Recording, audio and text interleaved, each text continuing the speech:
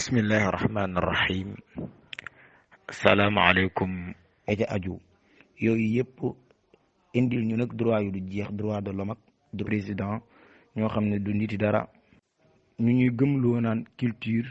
di ñu gëmloo xam mi jamono industrie am niñ koy tuddee la doon loxo doon liggéey weñ bi ci seen biir mooy màggate ci wàllu koom buñ ko sànnee nag lu ciy jubboo kon wàcc nga sa nosin ci wàllu koom dem indi wane nosin di dunde laneen su ko defee nag ci seen nosin yooyu ñoom ñu indil la IDH wala PIB bu ci nekk nag dañ koy dëppale ak seeni xalaat ñoom dëppale ko ak seeni gis-gis di la ci natte ngir ne yow kat réew mu avancé nga wala mu avancé wut la kon liñ ciy déggee wàllum développement ci wàllu koom am réew ak moroomum réew ngir ñu bokkale ko day fekk na ñoom ñu